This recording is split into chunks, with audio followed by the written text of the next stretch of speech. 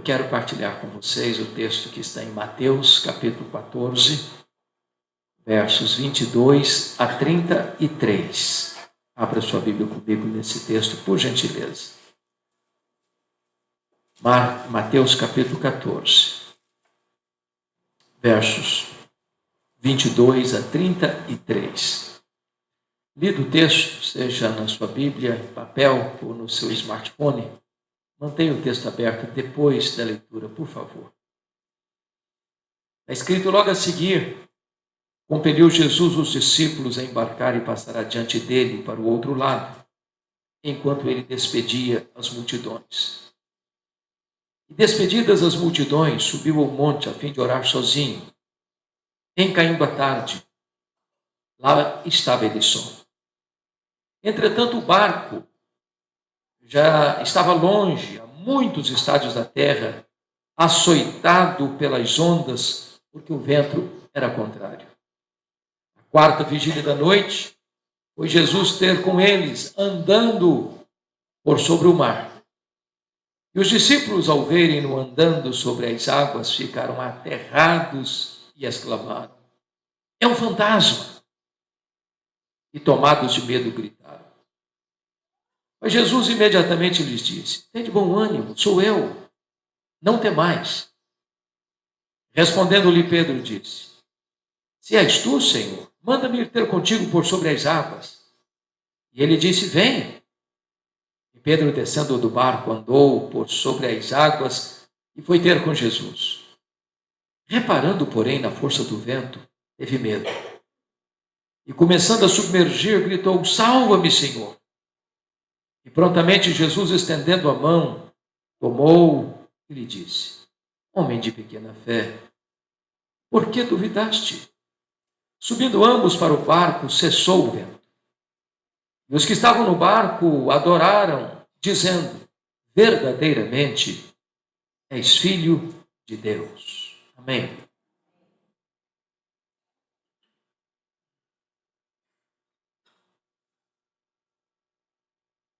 Eu quero falar sobre o seguinte tema: por que Jesus permite tempestades em nossa vida?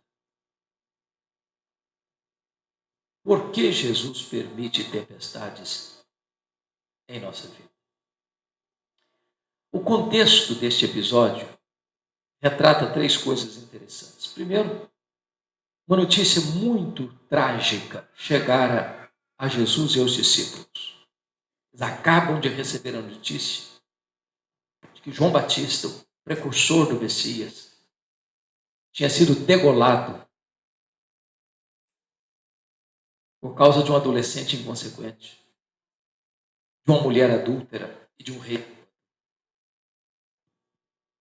Diante desta tragédia, ainda o texto diz no contexto, eles estavam com a agenda muito congestionada, eles não tinham tempo para comer, talvez com estafa, estresse, precisando de descanso, precisando de férias. E então diz o texto que Jesus toma a decisão de sair para um lugar deserto. E significa que ele sai de Cafarnaum e atravessa para o outro lado, que nós chamamos hoje as montanhas de Golã, uma região deserta, para descansar. Porém, quando eles chegam nesse local, onde eles deveriam ter um tempo de refrigério, de descanso, diz o texto bíblico que a multidão já havia antecipado a eles, descoberto o plano. E quando Jesus chega, e em vez de despedir a multidão e continuar de férias com seus discípulos, Jesus se compadece da multidão, como ovelhas que não têm pastor. Jesus passou a alimentar aquela multidão. Então, diz João, capítulo 6, que é texto paralelo desse, que as multidões ali presentes, agora saciadas, alimentadas, nutrem no coração um desejo, alimentam na alma um desejo, um sonho, um plano de fazer de Jesus um rei, Messias político. Alguém que venha trazer soluções imediatas para os seus problemas imediatos. Talvez um multiplicador de pães, talvez um operador de milagres, talvez alguém que pudesse mitigar o sofrimento deles. E é nessa conjuntura, então, que Jesus ordena os seus discípulos a atravessar o mar e ir para o outro lado, enquanto ele ficou despedindo as multidões. Feito isso, diz o texto que Jesus sobe sozinho para o monte. E de lá do monte, Jesus vê os seus discípulos no meio do mar, passando muitos problemas, açoitados pelas ondas, pelo vento contrário. Na verdade, ameaçados de um naufrágio. Já é 3 horas da madrugada e os discípulos ainda estão lá, com o barquinho rodopiando no meio do mar. A morte mostrando a carranca para eles. Diz que Jesus vai ao encontro deles, de forma insólita, extraordinária, andando sobre o mar. E os discípulos ficam com muito medo e gritaram: é um fantasma. E Jesus acalma o coração deles, dizendo: sou eu. Não fiquem com medo. Sou eu. Pedro disse: mas se és tu, Senhor, manda-me ir contigo por sobre as águas. E Jesus: pode vir, Pedro. Pedro pula do barco, sai andando como se estivesse pisando em terra firme. Mas de repente o vento rijo começa a bater, as ondas encresparem, e ele, observando o vento forte, teve medo, começou a afundar. Tu: salva-me, Senhor. O Senhor prontamente estendeu a mão para ele, tirou das gargantas da morte e perguntou: homem de pequena fé, por que duvidaste? Diz o texto que ambos subiram para o barco. A tempestade acalmou-se. Diz João 6, eles chegaram ao seu porto desejado. E então disseram: verdadeiramente és o Filho de Deus. E adoraram o Senhor. Esse texto enseja-nos algumas lições que passo agora a descrever. Primeiro, quando Jesus nos empurra para o miolo da tempestade. Confira comigo o verso 22, por favor. Logo a seguir, compeliu Jesus os discípulos a embarcar e passar adiante dele para o outro lado, enquanto ele despedia as multidões. Preste atenção que Jesus não pediu. Jesus não recomendou. Jesus não aconselhou. Jesus compeliu, forçou, obrigou. O que é curioso é por que Jesus fez isso. Ele nos ama. Ele sabia que a tempestade viria. Ele sabia que os discípulos iriam passar um grande aperto. E se sabia, por que Jesus os compele, os força, os obriga? Quero lhes dar 2 razões. Primeiro, porque Jesus queria poupar os seus discípulos de uma tentação doutrinária. Que tentação doutrinária? A tentação da multidão que queria fazer de Jesus um Messias político. Um solucionador de problemas terrenos, temporais e imediatos. Aquilo seria uma grande sedução para o coração dos discípulos. A expectativa deles talvez era a mesma dessas multidões, um Jesus que viesse resolver os seus problemas imediatos, quebrar o jugo de Roma. E Jesus não queria que os discípulos fossem seduzidos por essa agenda tentadora e perigosa. Então Jesus os tira de cenário. Às vezes as tentações teológicas, doutrinárias, são mais sutis e mais perigosas do que as tentações existenciais e circunstanciais da vida. Segundo lugar, porque Jesus quer ensinar aos seus discípulos não apenas com palavras, mas através de experiências. Minhas irmãs e meus irmãos, as grandes lições da vida, nós não as aprendemos na bonança, nos tempos de fartura, nos dias de festa, nas horas de celebração. Tem lições na vida que você só aprende no miolo da tempestade. Você não aprende alguém a nadar com aulas teóricas. é preciso entrar na água. E é na prova que nós aprendemos as lições mais profundas e duradouras da nossa vida. A segunda lição que eu olho nesse texto e compartilho com vocês é quando Jesus intercede por nós em nossas tempestades. Olha o verso 23 comigo, por favor. E despedidas as multidões, subiu ao monte a fim de orar sozinho. Em caindo a tarde, estava ele só. Marcos 6,48 diz que vendo-os em dificuldades. É muito interessante que na hora do seu aperto, da sua angústia, da sua dor, da tempestade convulsiva, do mar revolto, dos ventos contrários, Jesus sabe onde você está. Jesus sabe como você está. E é nessa hora mais crítica da sua vida que você tem um grande sumo sacerdote que está à destra de Deus, olhando você, vendo você, sabendo o que está acontecendo com você. E ele intercede por você.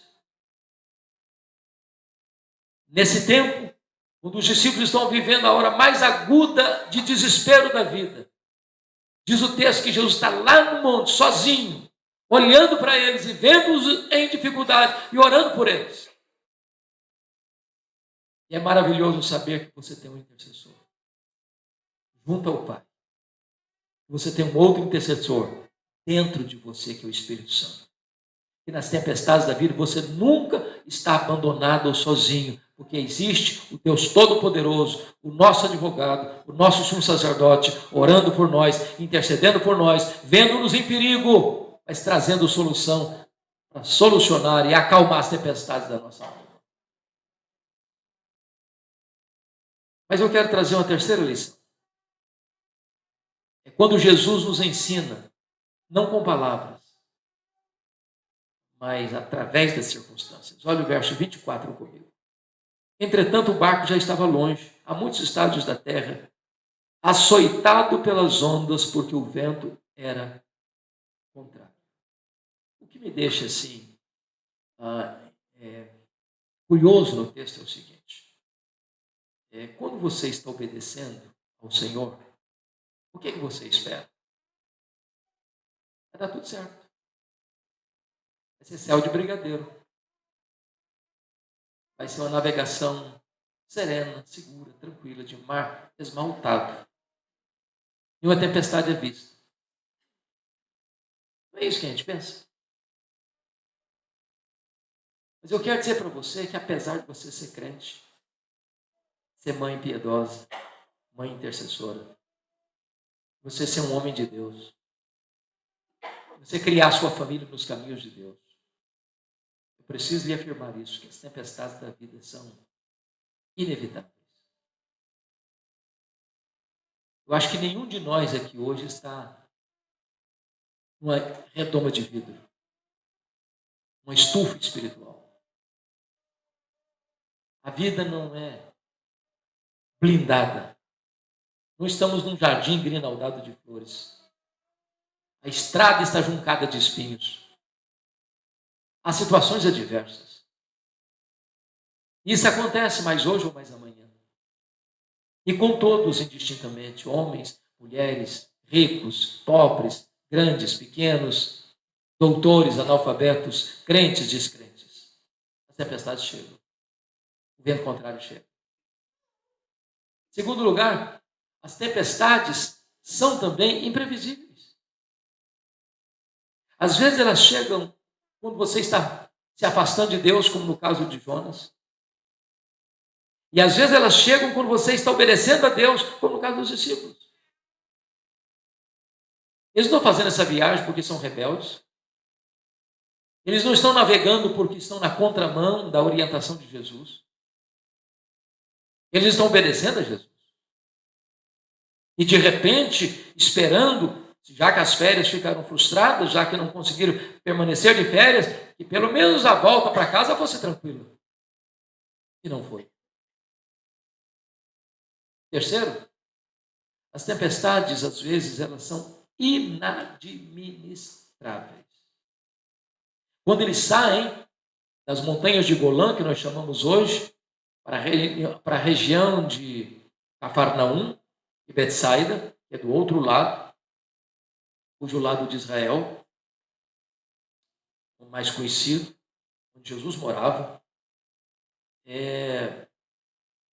não era noite ainda. A tarde estava caindo ainda. E Jesus só foi ao encontro deles na quarta vigília da noite. E eu posso imaginar que tem problemas que 1 minuto é uma eternidade. Agora imagine vocês, a noite não tinha chegado, a noite chega, a viagem não avança. Se você perceber, a viagem não é do norte ao sul do Mar da Galileia, que é um lago de 23 quilômetros de comprimento por 14 de largura, mas é na parte norte do lago, onde você atravessa no máximo com 1 hora. Já é 3 horas da madrugada e eles estão no epicentro da crise. Eles não resolvem o problema, eles não sabem resolver o problema. É assim na vida. Tem hora que os problemas chegam e você emprega o seu conhecimento, a sua vivência, a sua experiência, e a coisa não sai do lugar. Mas eu quero lhe dizer algo também muito precioso nesse texto. É que as tempestades, que são inevitáveis, são imprevisíveis, e são inadministráveis, elas são também pedagógicas. Sabe o que significa isso? Nós não cremos em acaso. Nós não cremos em sorte. Nós não cremos em azar. Nós não cremos em determinismo cego. Nós não cremos em misticismo. Nós não cremos que Deus desperdiça sofrimento na vida de seus filhos. Quando a tempestade chega, é porque agora Deus não quer falar apenas com voz audível, Deus quer falar pelas circunstâncias. E há lições na vida que só são esculpidas nas tábuas do nosso coração pela experiência. E é por isso que o texto nos diz que, embora Jesus tenha ordenado que eles partissem, eles foram açoitados pelas ondas. Porque o vento era contrário. A natureza está contra eles, impedindo que eles avançassem. Mas eles não estão na contramão da vontade de Deus. A circunstância é carrancuda. Mas a vontade de Deus é que eles aprendam experiências profundas através da tempestade. Mas tem uma quarta lição que eu quero repartir. É quando Jesus vem ao nosso encontro, na hora da tempestade. Olha comigo o verso 25. Na quarta vigília da noite foi Jesus ter com eles, andando por sobre o mar. Vocês sabem que a vigília do judeu era dividida em 4 partes. Das 6 da tarde às 9 da noite, a primeira vigília. Das 9 da noite à meia-noite, a segunda vigília. Da meia-noite às 3 da madrugada, a terceira vigília. Das 3 da madrugada às 6 da manhã, a quarta vigília. É muito curioso quando você vê na Bíblia que às vezes Deus age na última hora, na última volta do ponteiro. Quando você pensa assim, não tem mais jeito, não tem mais solução. Agora eu vou jogar a toalha. Agora eu vou desistir. Agora eu fui vencido. Agora eu não tenho mais esperança. Pois Jesus é poderoso para fazer o milagre. Quando todos os nossos recursos acabam, ainda Ele tem todos os recursos disponíveis.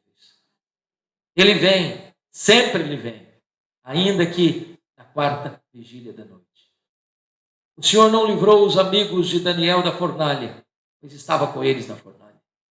O Senhor não livrou Daniel da boca dos leões, da cova dos leões, mas livrou Daniel da fúria dos leões. O Senhor vem, ainda que na quarta vigília da noite. Mas notem mais, quando o Senhor vem, diz Naum capítulo 1, versículo 3, que Ele faz o seu caminho na tormenta. Tem hora que é preciso chegar uma tormenta para que o Senhor acesse o nosso coração. Tem muitas pessoas que só vão ter uma experiência profunda e real com o Senhor na tormenta. Para Saulo de Tarso foi preciso que uma força sobrenatural o jogasse ao chão. A glória do próprio Senhor Jesus. Para o carcereiro de Filipos foi preciso que um terremoto abalasse as prisões de uma cadeia cavada na rocha, para que o coração dele amolecesse. O Senhor faz o seu caminho natural. Não para nos destruir, para acessar o nosso coração. Mas mais do que isso, quando o Senhor vem, Ele vem de uma maneira inusitada, surpreendente, não casual. Porque os discípulos poderiam até esperar ajuda, de que maneira? Que Jesus pegasse um outro barco, viesse ao encontro deles, talvez Jesus pudesse contornar a tempestade, mas jamais eles podiam esperar que alguém viesse andando sobre as águas, porque nunca ninguém tinha andado sobre as águas até então. Mas por que Jesus foi caminhando sobre as águas? Para ensinar uma lição para eles. Aquilo que ameaça vocês, aquilo que é maior do que vocês, aquilo que vocês não podem administrar e resolver, está literalmente debaixo dos meus pés. Eu estou pisando sobre as ondas. As ondas que ameaçam vocês estão debaixo dos meus pés. Vocês são mais fracos do que as circunstâncias, mas eu estou acima das circunstâncias. Os seus problemas são maiores do que vocês, mas eu estou acima do problema de vocês. Eu tenho um controle da situação. Tudo está debaixo dos meus pés e da minha autoridade. Esse é o Jesus que nós servimos. Esse é o Jesus que nós adoramos. Mas tem uma quinta lição que eu gostaria de destacar no texto. É quando o medo assalta a nossa fé. Meus irmãos, a Bíblia diz que o medo é mais que um sentimento. O medo é um espírito. Paulo diz lá para Timóteo, na sua segunda carta, capítulo 1, versículo 7, que Deus não nos deu espírito de medo, mas de poder, de moderação. O medo pode nos congelar o sangue nas veias, paralisar as nossas ações, agigantar os problemas e nos apequenar. Vejam vocês comigo, por gentileza, versículo 26. E os discípulos, ao verem-no andando sobre as águas, ficaram aterrados e exclamaram: é um fantasma! E tomados de medo, gritaram. O que significa isso?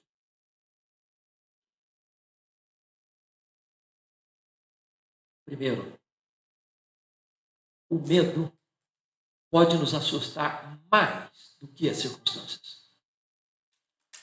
Por um momento, eles não estavam mais com medo do mar, nem das ondas, nem do vento.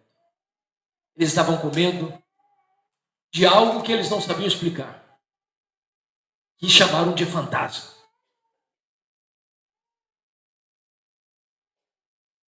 Tem hora que nós criamos os nossos próprios fantasmas, eles nos assustam.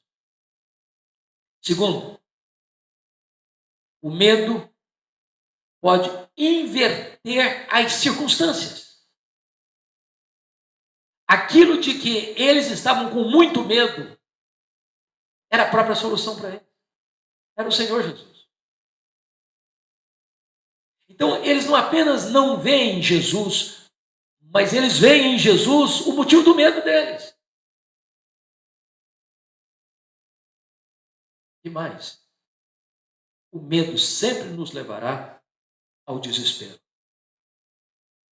É por isso que a ordem mais repetida em toda a Bíblia é esta: não temas. Não temas. E temer aqui não é de teimosia, não. É temer de ter medo. Não tenha medo. Não tenha medo. Não tenha medo. Não tenha medo. Você não está com as rédeas nas mãos, mas Jesus está. Você não está no controle da situação, mas Jesus está. Você não sabe o que fazer, mas Jesus sabe. Você não tem como resolver o problema, Jesus tem. Então não tenha medo. Tenha fé. Sexta lição do texto. Quando Jesus aquieta a nossa alma, no meio da tempestade. Olha o verso 27, por favor. Mas Jesus imediatamente lhes disse: tende bom ânimo, sou eu, não temais. Chama a atenção de vocês para um ponto muito curioso. Os evangelhos descrevem duas tempestades que Jesus acalmou no mar da Galileia. Esta é a segunda. Da primeira feita, está relatado lá em Marcos 4, 35 a 41. Jesus estava dentro do barco com eles. Quando a tempestade chegou e os discípulos não sabiam resolver também o problema, eles recorrem a Jesus com a pergunta em tom de censura: mestre, não te importa que pereçamos? Jesus se levantou, repreendeu o vento, repreendeu o mar, fez-se grande bonança. Então Jesus agora fala aos discípulos: por que sois assim tímidos? Como é que não tendes fé? Sabe o que é curioso? Na primeira tempestade, primeiro Jesus acalma o mar, para depois acalmar os discípulos. Aqui, Jesus muda de metodologia. Primeiro, Jesus acalma os discípulos. Tende bom ânimo, sou eu, fique com medo não.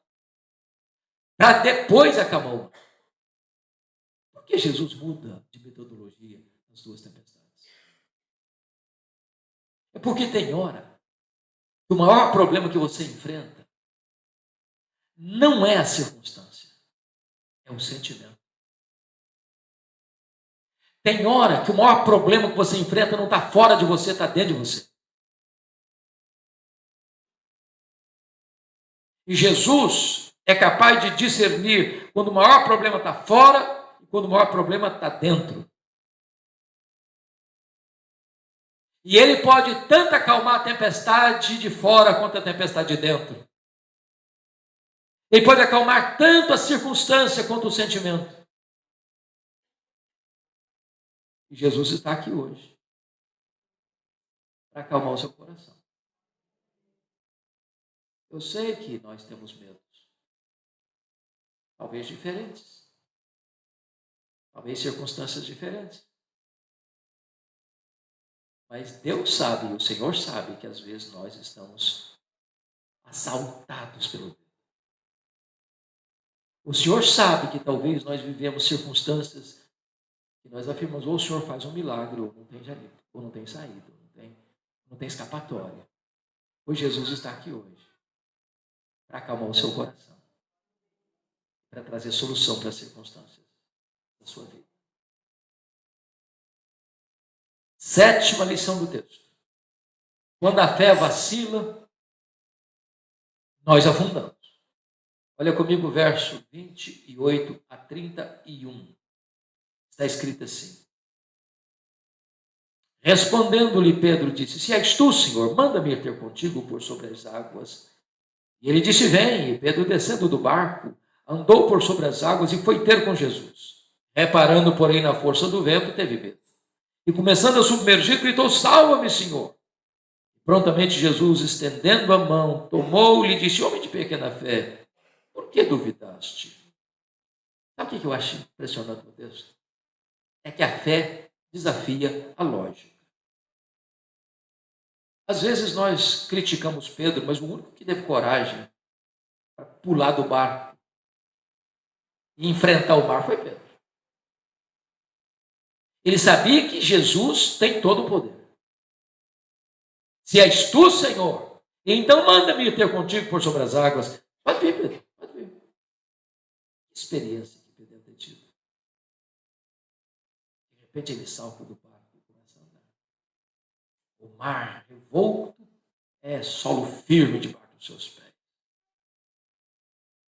E eu imagino a cena, aquelas ondas revoltas tentando engoli-lo, o vento rijo soprando sobre ele com fúria. E num dado momento ele tira os olhos de Jesus, repara na força do vento e começa a afundar. Eu quero dizer para você que o Pedro está aqui hoje. Ele mora debaixo da nossa pele. E o coração dele bate no nosso peito. E o sangue dele corre em nossas artérias e em nossas veias. Nós somos Pedro. Tem hora que nós temos arroubos de confiança. E em seguida a gente começa a olhar, meu Deus, mas é tão grande o problema. Será que eu vou dar jeito? Será que eu vou dar conta? E tira os olhos de Jesus.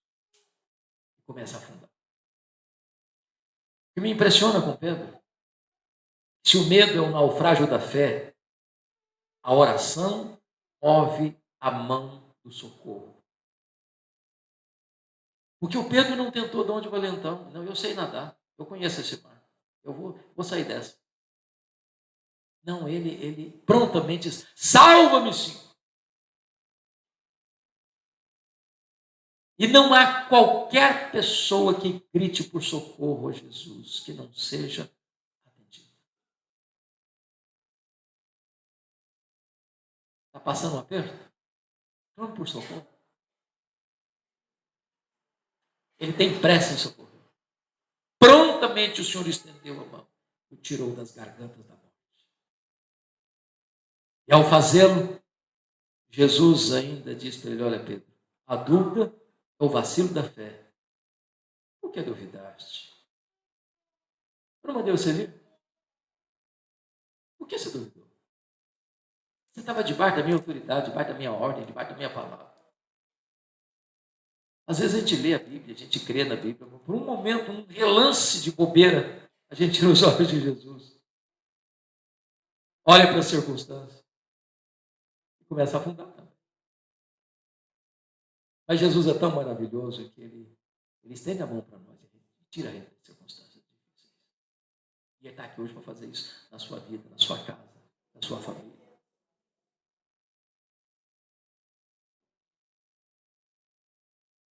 Oitavo e penúltimo lugar. Quando Jesus acalma os sentimentos e as circunstâncias. Olha o 32. Subindo ambos, ou seja, Jesus e Pedro para o barco, cessou o vento. Vejam vocês que o mar está revoltando.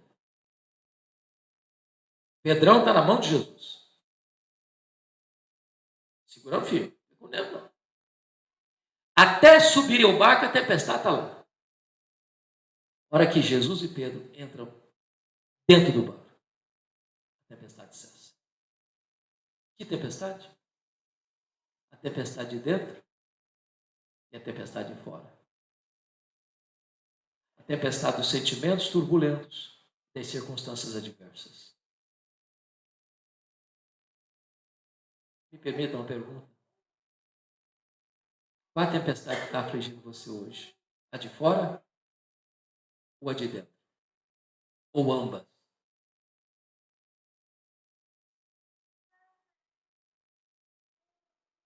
De João capítulo 6, que é texto paralelo deste, Jesus entrou no barco, o vento cessou e eles chegaram ao porto seguro. Ninguém vai ficar para trás. Ninguém vai naufragar. O Senhor não deixa ninguém para trás. Vamos indo de força em força. E cada um de nós comparecerá diante de Deus em Sião. Ele precisa estar no nosso barco. E nós precisamos estar na presença dele. Mas eu quero concluir com a última lição. O propósito da tempestade, que a grande pergunta para mim do texto é essa. Por que Deus permite tempestade na nossa vida, já que Ele nos ama?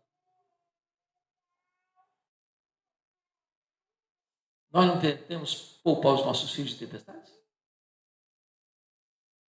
Nós não fazemos de tudo para que eles não enfrentem tempestades? Nós somos frágeis, maus. E nós queremos livrar os nossos filhos das tempestades.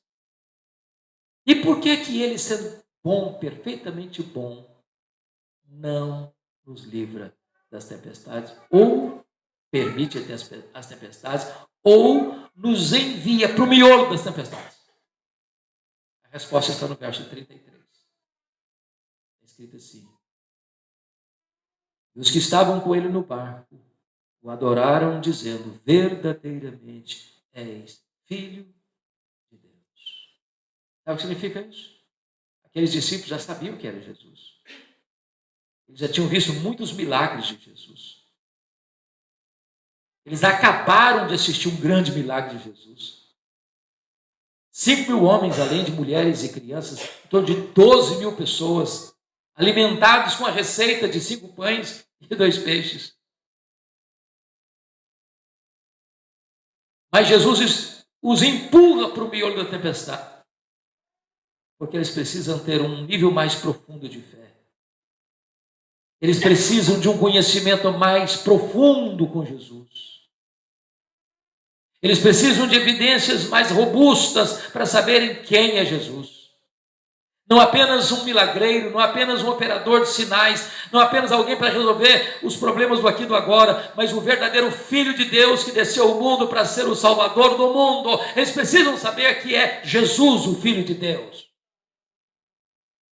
E agora eles adoram e declaram: verdadeiramente és Filho de Deus. Preciso que você tenha a sua própria experiência com Ele. Quando Ele envia você por meio da tempestade, não é para destruir você. É para tonificar as musculaturas da sua alma. É para levar você a este nível mais profundo de experiência. É para que você o conheça não de segunda mão, mas tenha a sua própria experiência de que Ele é o Deus que salva, é o Deus que livra, é o Deus que resolve, é o Deus que traz bonança na tempestade, é o Deus que nos conduz em segurança para o porto divinal. Que o Senhor nos ajude, que o Senhor nos console, que o Senhor nos abençoe. E que o mar revolto da sua vida se acalme nesta tarde, em nome de Jesus.